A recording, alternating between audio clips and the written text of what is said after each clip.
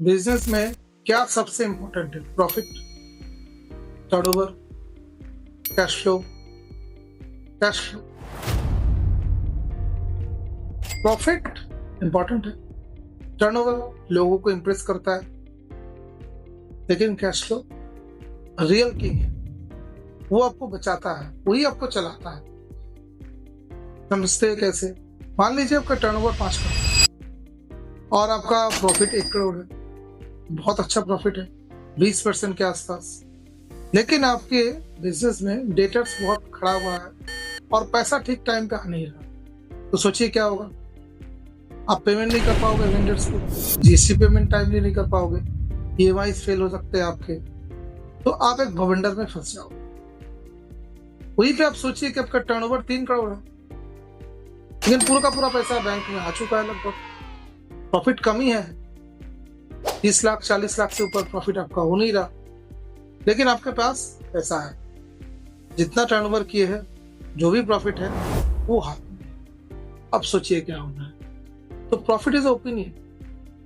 Turnover लोगों को Impress कर सकता है, क्रेडेंशियल्स बना सकता है, लेकिन बचने के लिए, चलाने के लिए, आगे बढ़ने के लिए सबसे इंपॉर्टेंट चीज कैश फ्लो है। और इसीलिए लोग आजकल देखिएगा, छोटे छोटे बिजनेसमैन जो है वो अपने बिजनेस को डाइवर्सिफाई कर रहे हैं अलग अलग सेक्टर्स में। उसका कारण क्या है? क्योंकि कंपटीशन बढ़ गया है, लोग क्रेडिट मांगते हैं, तो बिजनेस में क्रेडिट देना रहता है, तो पैसा फंसता है। एमएसएमई का पैसा हर जगह फंस रहा है।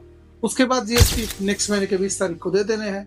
आपने तो क्रेडिट पीरियड दे के रखा है 60 डेज का, तो आपको तो पैसा आने में टाइम लगेगा, तो पैसा आपका कहाँ से आएगा? इसलिए लोग डाइवर्सिफाई कर रहे हैं। कारण क्या है? एक उदाहरण की तरफ से समझते हैं। सोचिए कि आपके पास 3-4 बिजनेसेस है, इस बिजनेस से अभी 2 लाख आ गया, वहां से 1 लाख आ गया, वहां से 3 लाख आ गया, अलग अलग जगह से आपके पास पैसा आ रहा है। प्रॉफिट नहीं है, आ रहा है, किसी भी कारण से आ रहा है, सेल से आ रहा होगा, किसी के पास पैसा पहले उधार दिया था आपने, वहां से आ गया, किसी ने आपको पैसा अभी दिया है एडवांस के रूप में, वहां से आ गया। कारण चाहे कुछ भी हो, लेकिन पैसा आ रहा है। अगर 4 जगह से आपके पास पैसा आ रहा है, ये जरूरी भी नहीं है कि पैसा आपका है कि नहीं, जरूरी ये है कि आपके पास पैसे का फ्लो है।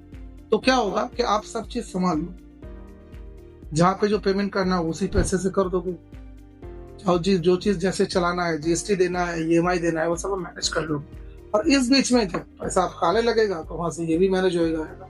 तो मोटा मोटी चीज क्या है कि जैसे हम कहते हैं, इस घड़ा का पैसा वहां पे डालो, उसका पैसा वहां पे डालो, जो बेसिक चीजें होता है वो आप कर लो, डाइवर्सिफाई कर लो। इसीलिए अगर आपका पैसा आने का सोर्स एक से ज्यादा होना जरूरी है आज के डेट में। अगर ऐसा होता है तो आप मैनेज कर लोगे चीजों। इसीलिए कैश फ्लो सबसे इंपॉर्टेंट है। टर्नओवर है, बहुत बढ़िया है, टर्नओवर होगा तभी तो आएगा, क्योंकि टर्नओवर होगा तभी तो पैसा आने का जगह होगा। टर्नओवर सेल्स है तभी तो पैसा आएगा, है नहीं तो कैसे आएगा? तो जरूरी है, लेकिन सबसे जरूरी बात यह है कि आपके पास पैसा आते रहना चाहिए। इसीलिए कैश फ्लो पे ध्यान दीजिए, पेमेंट साइकिल पे ध्यान दीजिए, कलेक्शन पे ध्यान दीजिए। कलेक्शन अगर टाइमली होगा तो आप मैनेज कर सकते हैं। कैसे भी, किसी भी नाम से पैसा आए, लेकिन पैसे आते रहना जरूरी है। आप अगर कमिटमेंट सही से निभाओगे, सप्लायर्स के साथ, जिसको पैसा देना है उसके साथ, जिससे लिया है उसके साथ, अगर कमिटमेंट ठीक से रखोगे तो ये रोल बना रहेगा। इसीलिए बिजनेस में आप ध्यान रखिए कि आप साइकिल ठीक से मेंटेन करिए, कलेक्शन पे ध्यान दीजिए, कैश फ्लो पे सबसे ज्यादा ध्यान दीजिए, rather than increasing turnover unnecessarily, जिसका पेमेंट शायद आपको आएगा ही नहीं या बहुत लेट से आएगा। ध्यान रखिए, तो ही आप बच पाओगे और आगे बढ़ पाओगे। फेक ग्रोथ का कोई मतलब नहीं है। ऐसे ही रियल लाइफ बिजनेस ट्रिक्स को समझने के लिए हमारे साथ बने रहिए, चैनल को सब्सक्राइब करिए और वीडियो को लाइक करिए।